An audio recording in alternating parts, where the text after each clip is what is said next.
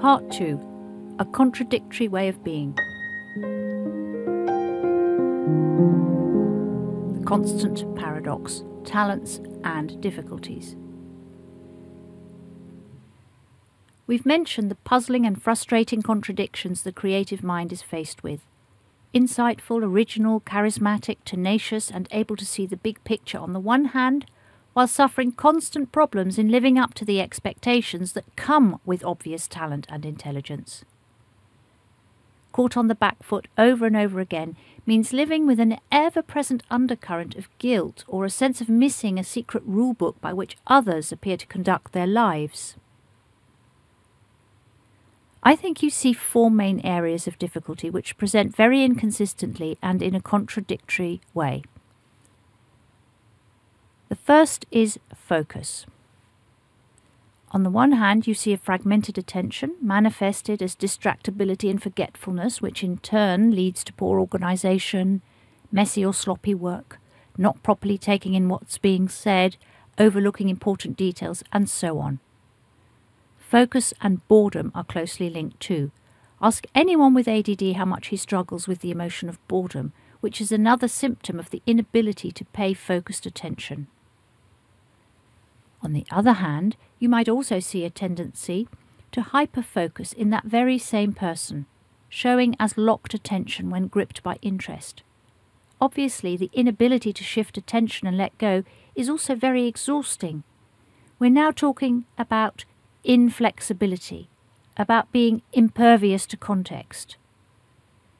So to give an example, this person might not be able to keep focused when sitting behind his desk at work, distracted by conversations around him, the regular ping of new emails, and so on. Once he's got his teeth into something, though, it could be a task or an idea, he loses all sense of time and his attention becomes locked in a rigid way. If he's got a bee in his bonnet about an idea, he may not be able to hear anyone else's point of view or be able to negotiate, as if the idea or picture in his head has become stuck. He might find prioritising difficult too. The second main area of difficulty is around impulsive behaviour, acting out of place, too hastily or inappropriately, and then not understanding why others might take such offence can give you a reputation of self-absorption and lacking in empathy. Indeed, those over-enthusiastic moments totally belie a razor-sharp intuition and sensitivity.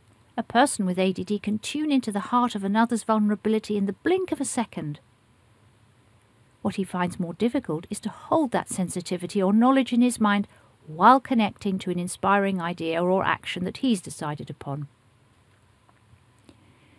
So he can find it difficult to listen to the ideas of others. He might appear as a bulldozer as far as they're concerned.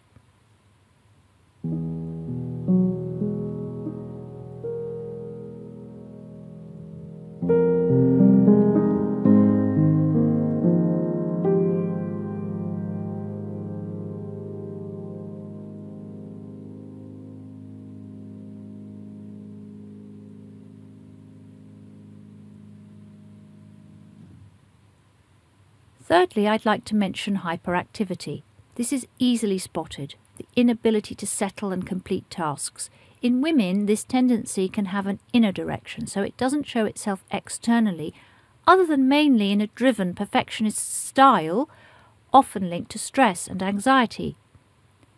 The deflated state that the same person falls into when the external stimulus or task or other people is gone is less frequently mentioned, nor the accompanying disturbing exhaustion. So this person won't feel tired when out and about and all his attention is focused outward. He might in fact not pick up any early warning signs that his body might be giving him, telling him he's got less energy, say, than earlier in the day, or that he might be hungry. Only after the event, like at the end of the working day or when left alone, will he feel himself plummeting. Then there's hypoactivity as opposed to hyperactivity. Externally, the person looks lethargic and apathetic, but internally there's masses going on. A high state of internal emotional arousal, in fact an overwhelm of mental activity and choice, which simply leads to nothing. A frozen state. This person literally doesn't know where to begin. Finally, I'd like to mention mood swings. These can be a hairbreadth apart, manifesting strong opinions and a forceful inner drive one moment, to be shoved aside by self-doubt and low self-esteem the next. The inner life of a creative person can be very complicated and tumultuous. So you can see how a lack of understanding of the nature of these contradictions can easily lead to infuriation on the part of others and a turbulent guilt for the sufferer himself.